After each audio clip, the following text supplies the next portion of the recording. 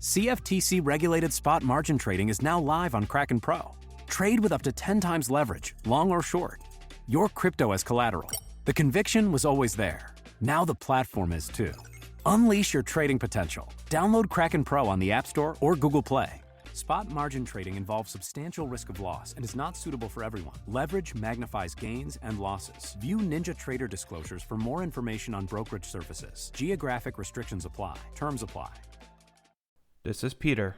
And this is Tom. And you're listening to History Teachers Talking Podcasts.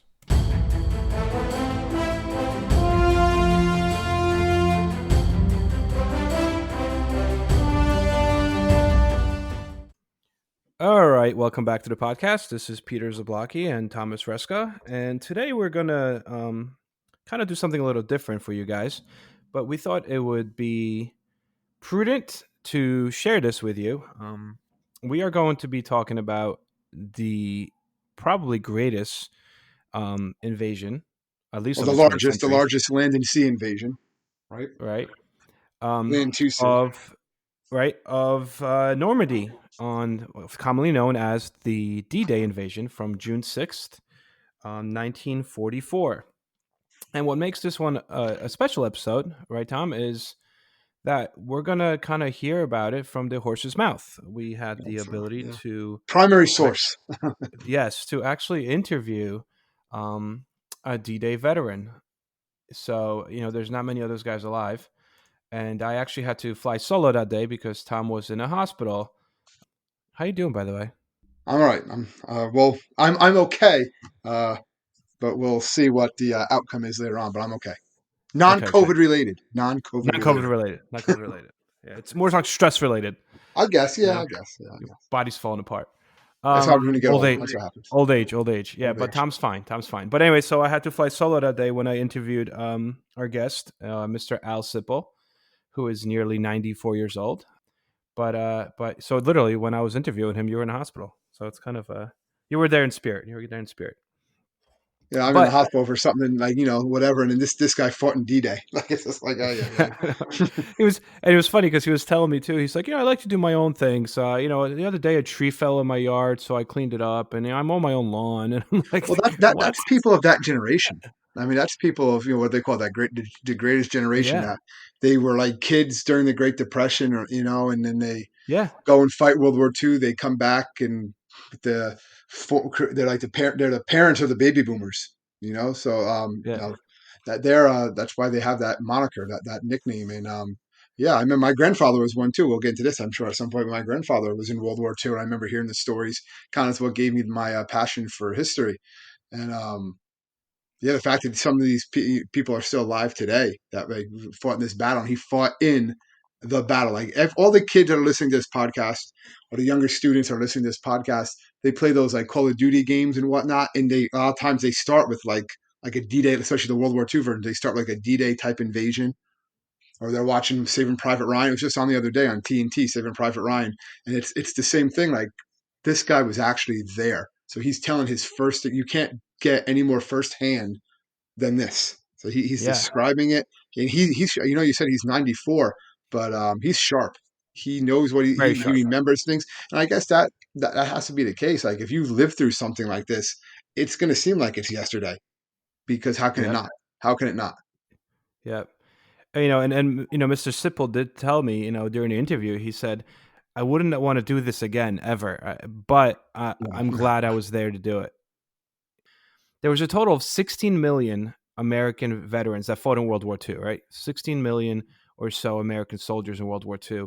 And there's about, 300,000 of them left today from the 16 million. That high. Yeah. So I remember years ago, I'm sorry to interrupt you, Peter, but I remember years ago when Saving Private Ryan came out, they started doing something similar to this when Schindler's List came out. And then Steven Spielberg was interviewing all the Holocaust survivors just to have their stories on tape. And he was like donating it to like the National Archives. And then after Saving Private Ryan, Tom Hanks got involved in that too, when he started interviewing all of these survivors that were at that point in, like, I guess their 70s, mid 80s, a lot of them. And he was interviewing they're mostly in their them. 90s and 100s now. Getting all their stories. Yeah, but now it's even older.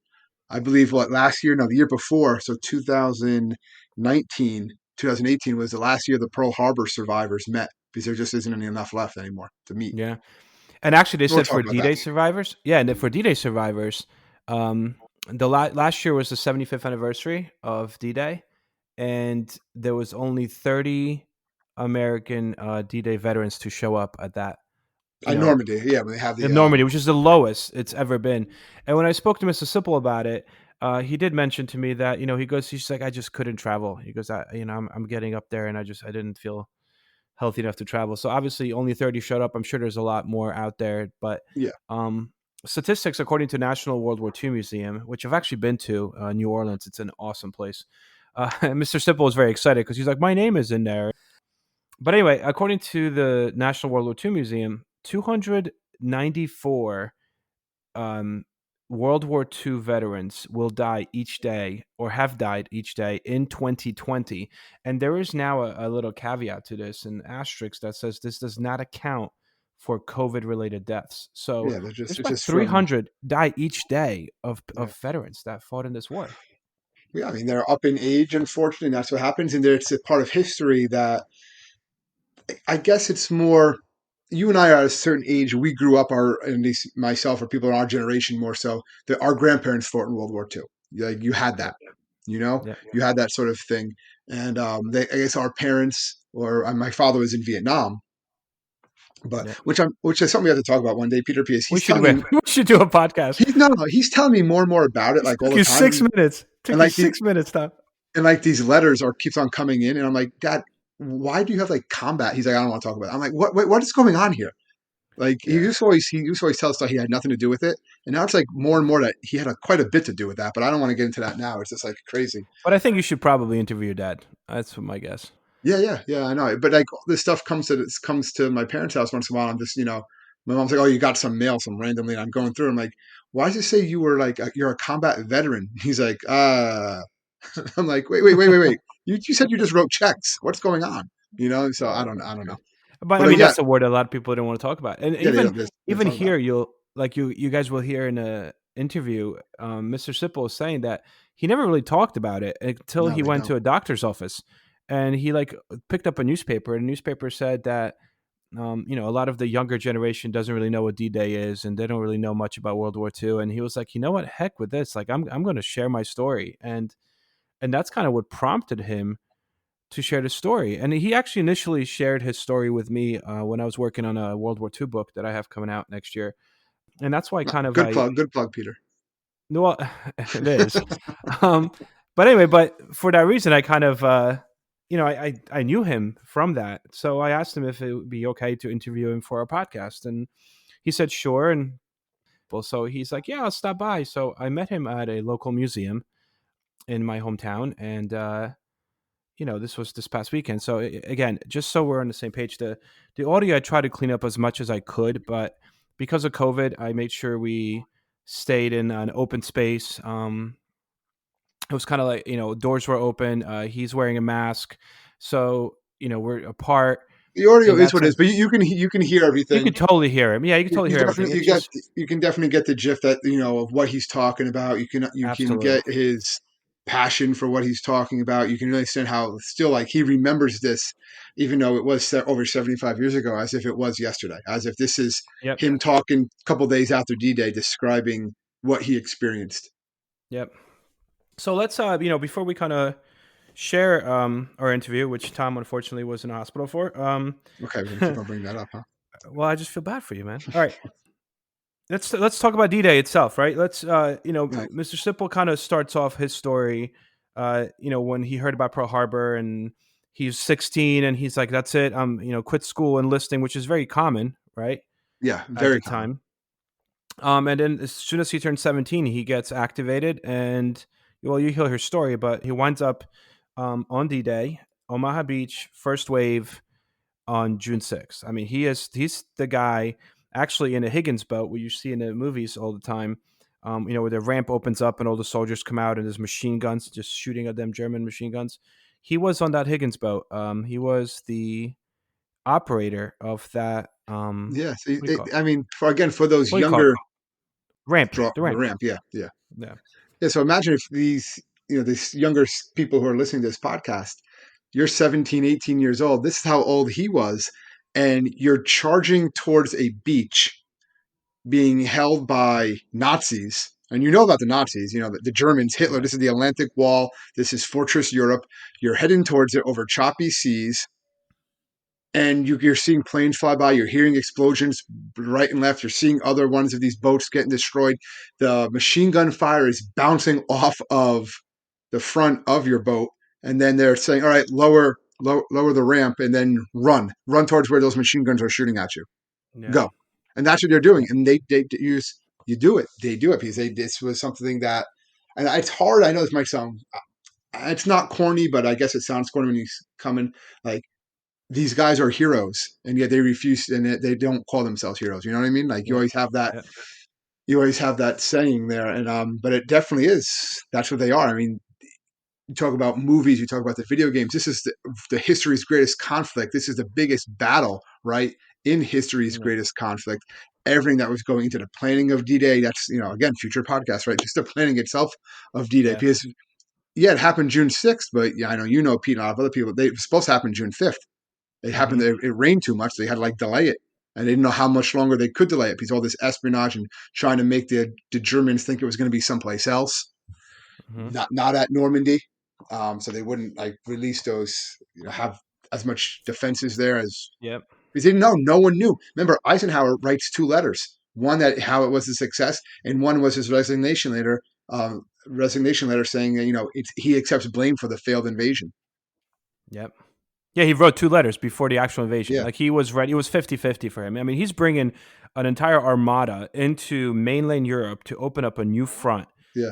To finally bring the war to the Germans. I mean, obviously, we're already invading through Italy. North Africa and Italy, yeah. And North Africa, and that's kind of stalled a lot. But this was going to be going right at the heart of Germany, through France, and mainland again, like Europe. you said, this guy was, Ike basically said, "Hey, this is 50-50. I'm going to write these 2 speeches." Well, and it's never been done let before. you know what happens. It was never done before.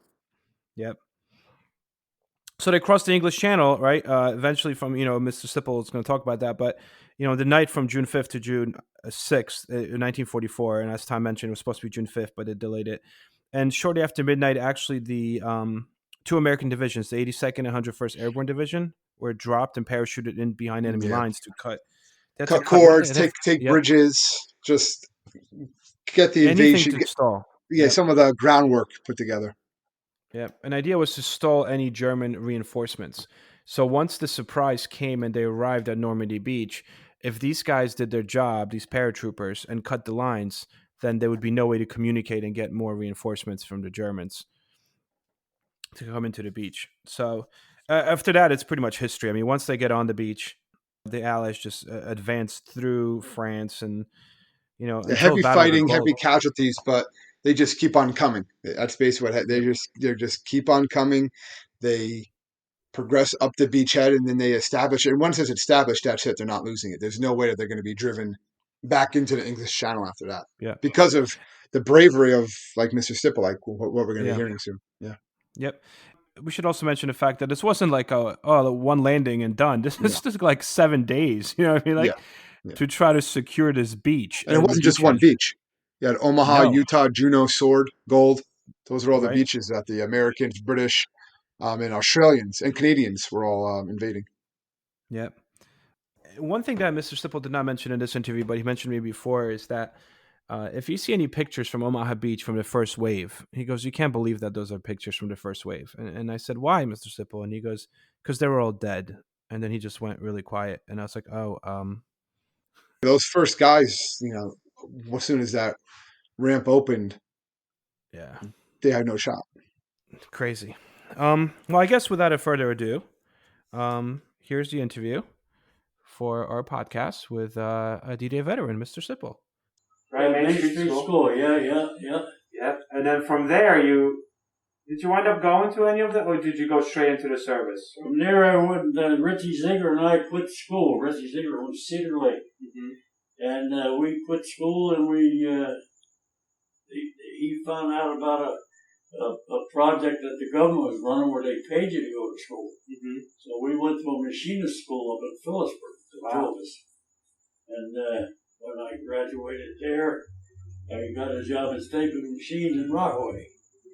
And then 2 weeks before I was 17, I went down and enlisted in the Navy. Wow.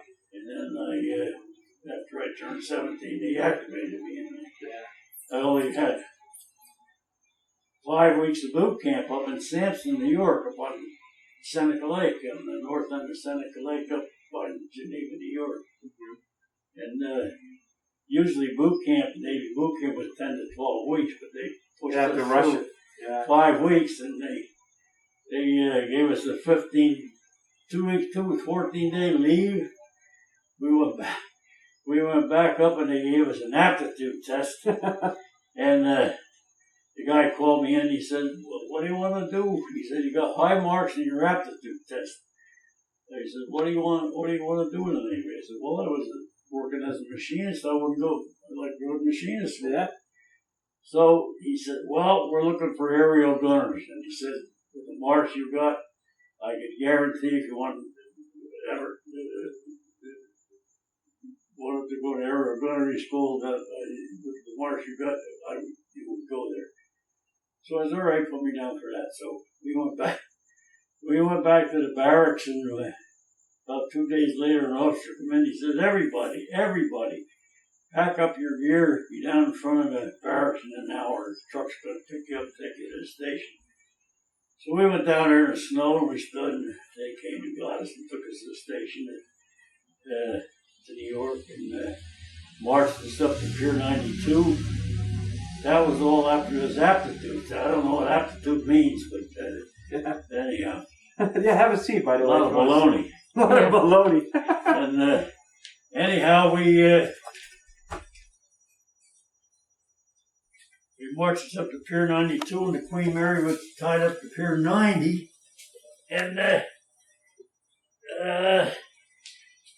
we slipped on the springs at Pier 92 that night. They says, don't unlash your gear because you're going to be moving out early in the morning. Yeah, don't move in for too long. So in the morning, they herded us over in a parking lot there, and they gave us a steel helmet, a gas mask, and the Salvation Army gave us a first aid kit. And then they started boarding us on the Queen Mary. She was tied up to Pier 90. And I was a skinny kid. And my sea bag and everything, your sea bag and your hammock and everything all lashed together. It was heavy. And I had it on my shoulder, and I was struggling with the damn thing. And this old guy, boy, here, he was behind the barricade here, people, civilians watching us load up. And he come running over, "Here, kid, let me help you." He wanted to get in my place. He wanted to take my place in the line. Oh, wow. And go. And the Seabees or the Shore Patrol had to come get him, take him out of there. Wow. Well, we got on the Queen Mary. We were 6.5 days to go to Roseneath, Scotland. We went through the North Atlantic. Big storms, boy. The waves are coming over top of that Queen Mary, boy. And two P-47 Thunderbolts lashed on the main deck in front of the wheelhouse. And we got there. There were 5 LSTs up there, and they had been in North Africa, Sicily, and Salerno, Italy, and then they sent them back up there to Roseneath to be re-outfitted with any aircraft guns. They had a big 3-inch 50 on the fantail. They took that off, and they put a bunch of 40s and 20s extra on there. That's what we went over for. Yeah. Boot camp, I shot 3 shots out of a .22 rifle. That's as much gunnery as I learned in boot camp. Wow. So anyhow, that's what we were put on there for. So we went from there. We went to Belfast, Ireland, picked up a half-track outfit. We took them over to Swansea Wells and dumped them out there. And we went down through the Irish Sea, around Land's End, back up the channel to Port Weymouth. That was where we were stationed. Our base was, and that was everything in Port Weymouth went to Omaha Beach.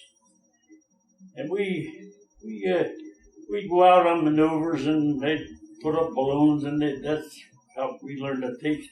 They taught us how to operate those anti-aircraft guns on the job training like that. Wow. And we stayed there till the invasion. That's where we left from for the invasion.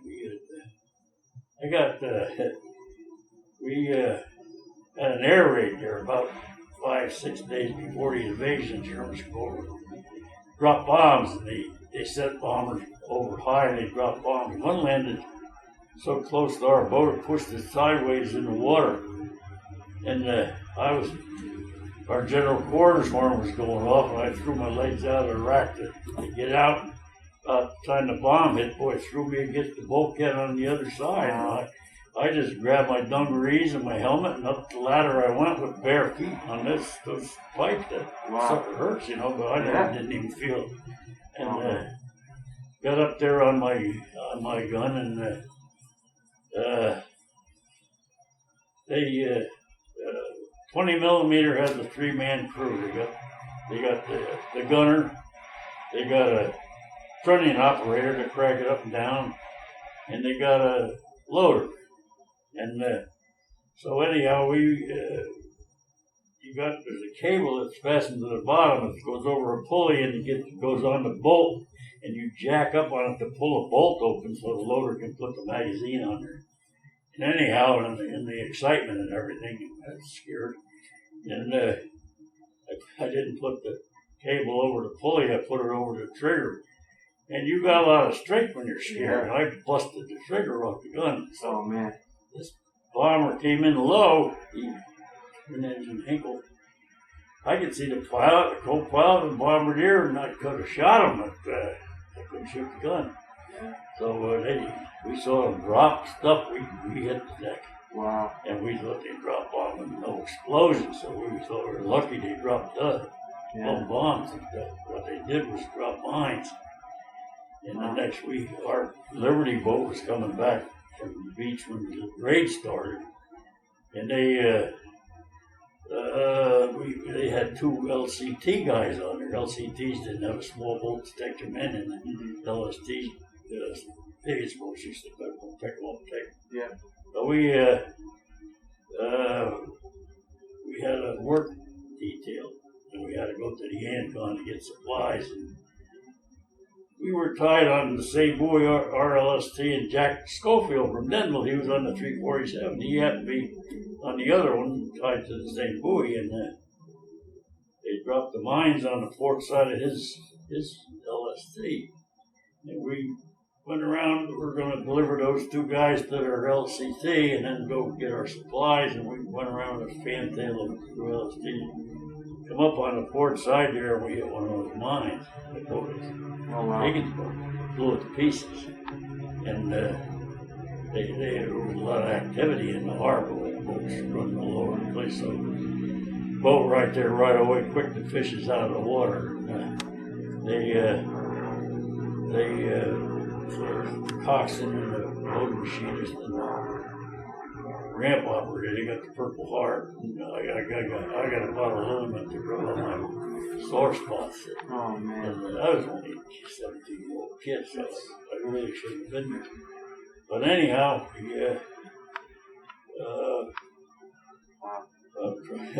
we had to get that's how I got in the small boat program. That's how I got on Omaha Beach. On the Higgins, yeah.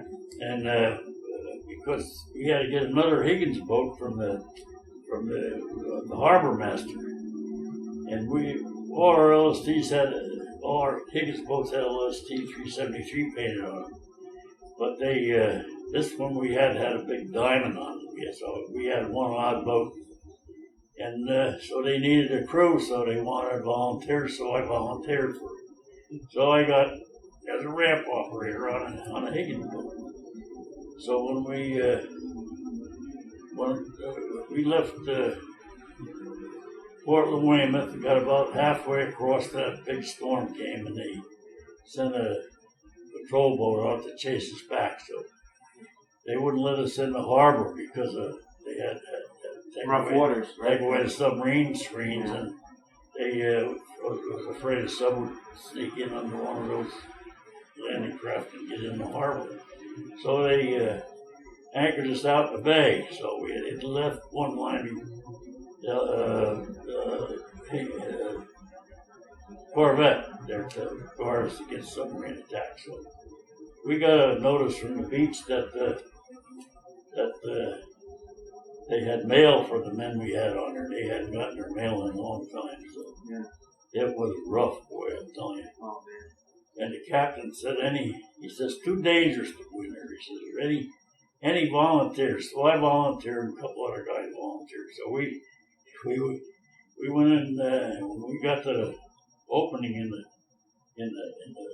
harbor where the submarine net was, they had a machine gun nest on each end of that. And we had to take a radioman with us with the code book.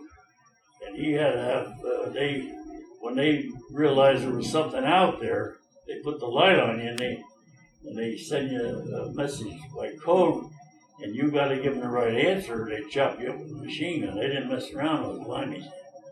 And so we had the right code anyhow. They let us in, and we got the mail, and we brought it back out. And we, it's 15, 20 feet from the water to the main deck of the LSC and smooth weather.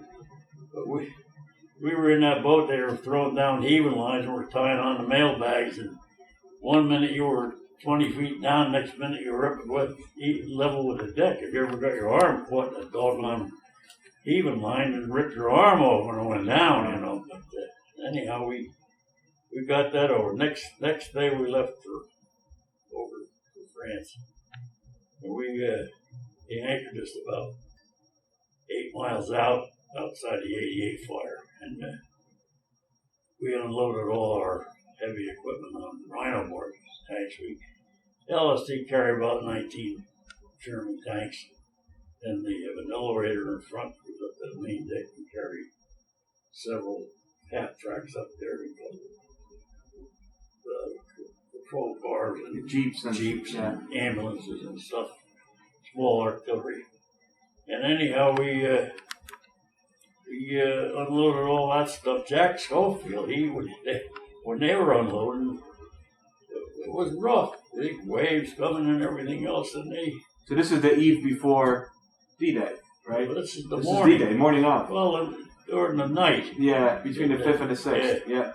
And they were unloading on a Rhino barge, and they didn't have it lined up too well. They had steel cables hooking them together, and a big wave came, and the Rhino barge zigged, and the LSD zagged, and the cables busted, and there was a tank right on the edge of the corner of the Rhino barge, and there was another tank coming down the ramp, and he slid into the other tank, and all the weight pushed that corner down. Both tanks went right straight to the bottom. 5 men in each tank now. That's a very hopeless feeling. I can't even imagine. Yeah, but anyhow, I don't think Jack got into the beach. Anyhow, we had to get another boat from the harbor master, and I got in that crew. And that's how I got on. And we were going in, we dropped us about 8 miles out. About a 3-hour ride going in there. On a Higgins boat, 3 hours. They ain't got no seats in them. And waves were coming over the top, and they guys were soaking wet. They were all seasick, and we're bailing salt water and puke and everything with our helmet to keep the damn boat from sinking. It was taking on water, and then we come across these 5 guys swimming in the water. They had their Higgins boat hit a mine, blew up, and there was 5 left. And we pulled 2 of them on board, and he said, Coxon said, no more, we're going to sink anyhow. If any more, we had 2 more. We're overloaded now. He says, you can't take, so we had to leave 3 guys there. Hopefully, straighten your mind out. You got to think that some other boat came along there and got them. And that bothered me yet. Anyhow, we finally got into the beach, and there was all wreckage on the beach. Everything got in there, got wrecked just about. And we finally found a place to land. We put our guys ashore. A couple of them got knocked out with machine gun bullets. One of the Higgins Boats a little ways up the beach, dropped the ramp right in front of a machine gun nest. Killed every single guy in the boat. 38 guys, I think. Nobody ever even got out. And you were 17 years old when this was happening. Yeah. Amazing.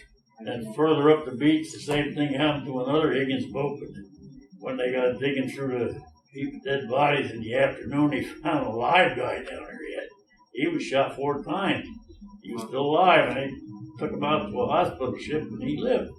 And I read in the paper a few years ago that he was a farmer from West Virginia. There was 12, from little town West Virginia, there were 12 kids, all killed there in about 15 minutes on Omaha Beach from that same town. And he was, this guy he died from that, was 2 years ago. He was the only one out of that the whole town, because they all joined the National Guard because they got a pair of shoes and a pair of pants and some clothes to wear because they were just poor farmers. And they, so they were all in this, when the war started, they activated them, and they were all squirrel hunters, so they were all going to rifle shots, so they put them all in the infantry with a rifle. And that's how they all got together in a bunch, and they all got killed. So you were in charge of the ramp on the Higgins boat. Where was the actual, within the boat, I'm trying to visualize it, where was the mechanism? If you're facing towards the beach, it'd be on the right side, the crank. So, I mean, you were very lucky as well that you were, shot in once the ramp opened. Well, when we got unloaded finally, and the hot coxswain says, crank up that ramp, we're getting the hell out of here. So I looked at the motor machinist, he looked at me, and what about them 2 guys that got shot? They're out, they're not dead, they're out there propped up on a couple of dead bodies, keeping them drowning. And he said again, crank up that goddamn ramp, we're getting out of here. I said, well, we can't hear you, it's too much noise. So we jumped in the water and we ran swimming and waded in, and he got one by the collar and I got the other. Amazing. We towed him back and shoved him up on the ramp, and we climbed up there and we pulled him in, and then we cranked up the goddamn ramp. Got the hell out of there. Amazing. But we took, I don't know where they lived or died, we took them onto a ambulance, hospital ship.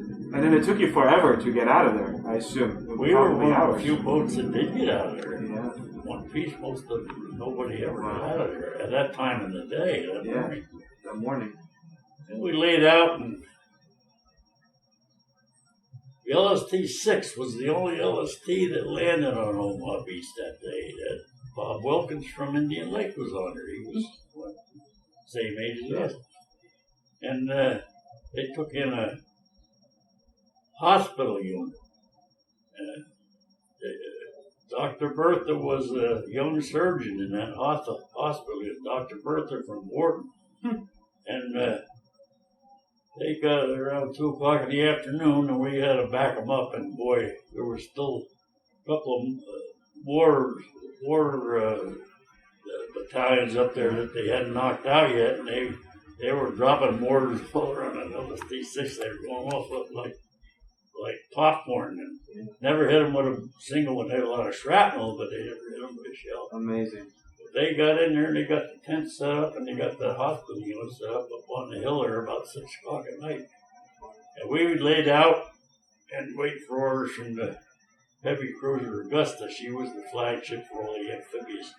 Admiral Stark was on her. Admiral Stark gave us a commendation for the invasion, for what we did. And anyhow, we saw no German planes all day. The sky was full of planes. They were all Allied planes. But then, right about dusk, when you could just about see when the engine people go cruising out over them, nobody fired a shot at him. He went cruising back in again. He was looking for a target. He was looking. Texas was on our starboard side, shelling .2 Hawk, and Texas was giving them a lot of trouble. So that was what he was looking for. So he went back in over the beach, and a little while later out he came again. And he came right over in front of us, and we noticed the marking on the side, and we opened up on him and put him on fire. And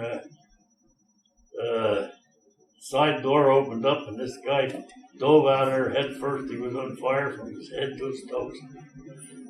We must have hit some fuel tanks in that thing, and he got sprayed. He was all on fire. So he no sooner cleared, and the plane exploded right over the top of us. The rest of the bodies in the plane and all the junk and everything came down on us and around us. And the next morning, we had to clean up that mess. And there was a rhino barge tied on along our port side here. My gun was right there, about 10 feet away, and wedged between the rhino barge and the side of our ship was a tire from that plane. And I came within 10 feet of getting killed by a tire. Wow. But we jacked it out of there, got it out of there. We took it to the barber shop, cut the tire off it, and took the rim and cut the rim up all in little pieces of aluminum. Yeah. So everybody got a little piece of that A little plane. memento. But I lost mine. I don't have it. I should have put it on a chain, put it around my neck. Yeah. Well, you still have the memory of it, so it's still there. You know, you may not have the physical thing, but is there things you cannot forget? Nobody has an inkling of what that was like. It was terrible. You wonder if there's a Lord up there, why the hell he let something like that go on? Yeah. You know. Unbelievable. But that was, boy, the thing. 88 shell was a big shell. That's one of the finest pieces of artillery that was any country had. And the LCI up the beach come in there. They unload a ramp on each side of the nose. If you remember, Circle Line boats over in New York, they were converted to LCIs. And the men walked down the ramp, the soldiers. And this one, German gunner, he had a bullseye. He made a bullseye right, and this ramp is full of men.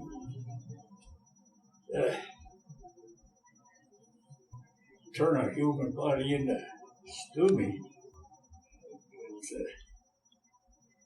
But that's, I wouldn't give $1 million if I had sold a ticket to one that trip. I'm glad I made it. I wouldn't want to do it again, but I'm glad I made it. I know what happened there. It's interesting. Last time we spoke, you told me a story afterwards how you wound up getting sick before you came home.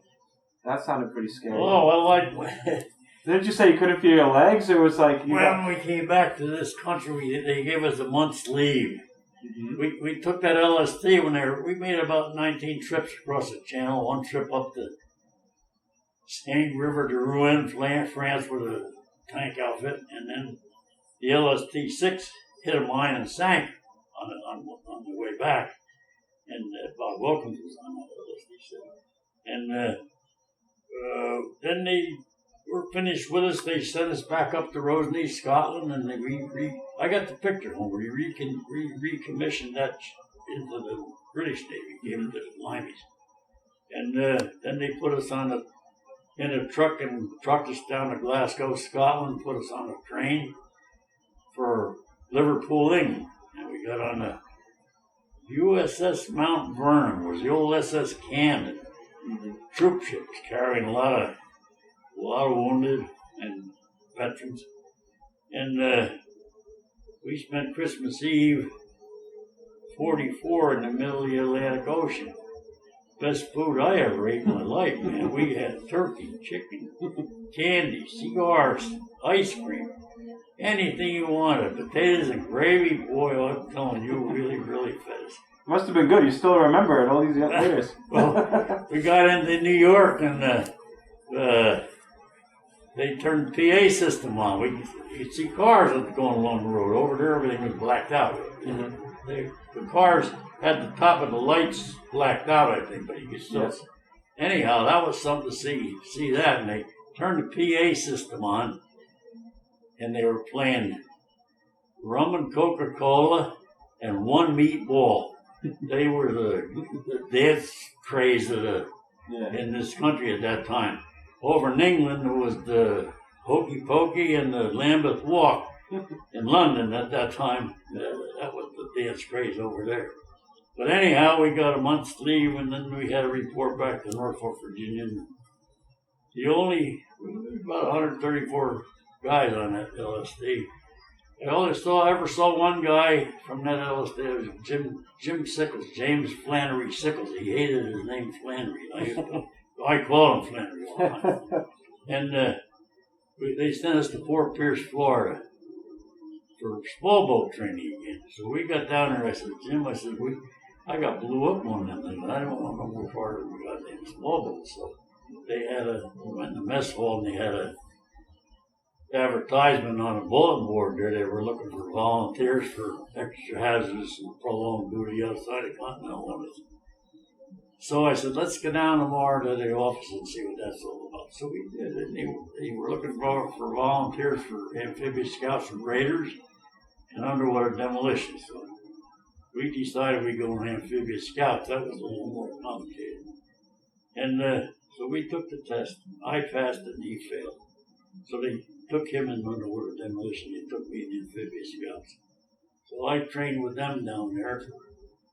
And I'm telling you, that was stiff training. When you got finished with that 3 months course, you were in good shape. Well, that was preparing you for Pacific, essentially, right? That's where we were going. And, well, originally they were scuttlebutt. We were gonna go to India, and then go to China-Burma Theater with the Merrill Marauders or whatever the hell they were out there. But they changed their mind. They sent us to the Philippines instead for advanced training for Japan. But Harry Truman, my favorite president, dropped the bomb and saved my hide and a lot of other ones. And then when I got points enough to come home, they put us on an attack transport and sent us back to New York, to Washington. Anyhow, on the way back, I got feeling sick and I couldn't get out of my sack. I couldn't move my legs, and I wanted to get to the sick bay. I was trying to get up this ladder. And I couldn't pick my foot up that high off the floor. And all the white guys that were going to chow, and they were pushing on, get the hell out of the way, we're going to eat, you're blocking the traffic. And I couldn't help myself. And finally, this young colored man came along. He says, boy, you don't look too good. I said, boy, I don't feel too good. He said, where are you trying to go? I says, I'm trying to go to sick bay. He says, I'll get you there. So he got me up that ladder, and he got me in the sick bay. And they had to take me when we got to Seattle, Washington. They had to take me off on a stretcher. I couldn't walk. And they put me in the Seattle, Washington Naval Hospital, and they did some tests. They did some spinal taps and a few things on me there. Then they sent me to St. Albans in New York. They sent a Jewish boy as a medic with me to take care of me on the trip. Steaming, and everything was on the train. And his father owned a big trucking company in New York. They had money. And he was a nice boy. And we got to Chicago. He called his mother in New York, and he got off the train, and he gave her my mother's phone number and address and everything. So she got in touch with my mother, my sister Millie, and they told them where to drive to New York and park, and a chauffeur limousine picked them up. And when we got to New York, same thing at the station. A chauffeur limousine picked us up and they had a penthouse, all made, and we had dinner there, served, and everything else. We visited and everything, and when that was all over, they took my mother and sister back to their car with the limousine. They took Tim and I out to St. Albans in the limousine. Out there in the limousine. You deserved it, that's for sure. But I spent 5.5 months in there. So what did they say it was? Guillain-Barré syndrome. I got it from a mosquito bite. Wow. I got bit with a lot of mosquitoes out there. This mosquito bite, wow. That made half a man out of me that I used to be. I was you couldn't walk. I can imagine. All the kids couldn't wait to get out of school to get in the service those days. They wanted to help their country. Different times. But I think they have a different attitude today.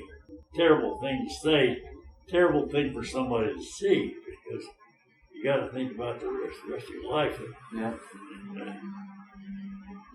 I mean, the sheer fact that you were 17 years old and witnessing all that is, it puts everything in perspective. I was a dumb kid. I didn't know what I was getting into. That's really what they wanted, I think. Dumb kids. And now, all these years later, and here you're sitting through a world pandemic. Who would have thought? Who would have thought, right? You lived through a lot in your life.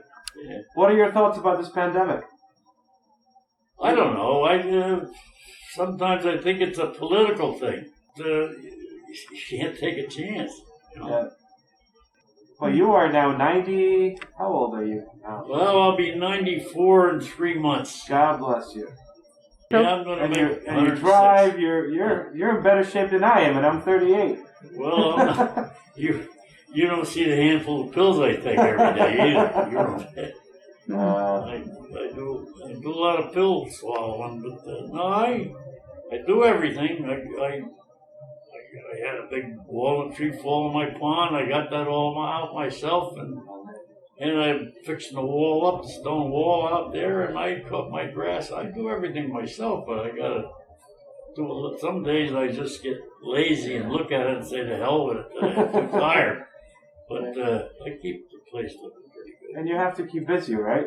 I think you told me that once, that it's important to never stop. Just be busy. Yeah. Well, I hope you guys enjoy that. It was definitely different for this podcast, but I think it really kind of opens our eyes a lot into just to kind of know that, Mr. Sipple drove himself to this interview, and, I waved to him as he drove away. And sometimes you see the elderly guys just kind of walking around, in the bank line or driving, and, you don't understand or don't think about the stories that these older guys carry with them. They're the ultimate primary source. I mean, and they're still the stories there. They have is what you're reading in your history books.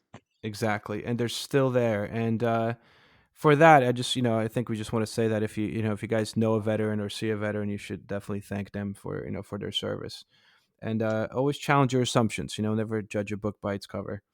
So next time there's a person driving in front of you that looks like they're 90 and they're driving really slow, let them drive slow. Yeah, let them drive. Because when they were your age, they were doing some things very similar to what you were doing, but they were also they could have been saving the world. So exactly. What? Like literally. Literally. They're saving the world from Nazis, okay? Let it go. Let it go. Let him drive slow. Like nuts. So thank you so much to Mr. Al Sipple.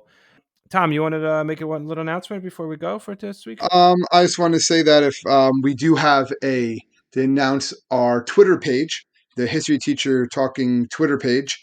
It's at history_talk_AB. So go there. We'll be advertising our next podcast. We'll eventually do polls, possibly we're talking about, to see what topics you guys want us to talk about, and then just follow us. Yeah, spread the word, guys. Spread the word. If you enjoy listening to us, do spread the word. So I guess that's it for our podcast this week. Thank you so much for listening, and we'll see you guys next week. Take it easy.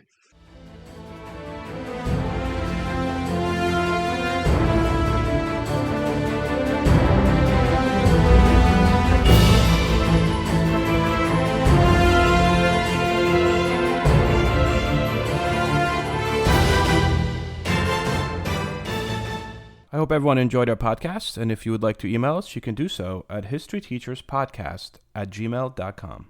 Warning, the following ZipRecruiter radio spot you are about to hear is going to be filled with F words. When you're hiring, we at ZipRecruiter know you can feel frustrated, forlorn even, like your efforts are futile, and you can spend a fortune trying to find fabulous people, only to get flooded with candidates who are just fine. Fortunately, ZipRecruiter figured out how to fix all that. And right now, you can try ZipRecruiter for free at ZipRecruiter.com/zip. With ZipRecruiter, you can forget your frustrations because we find the right people for your roles fast, which is our absolute favorite F word. In fact, 4 out of 5 employers who post on ZipRecruiter get a quality candidate within the first day. Fantastic! So, whether you need to hire 4, 40, or 400 people, get ready to meet first-rate talent. Just go to ZipRecruiter.com/zip to try ZipRecruiter for free. Don't forget, that's ZipRecruiter.com/zip. Finally, that's ZipRecruiter.com/zip.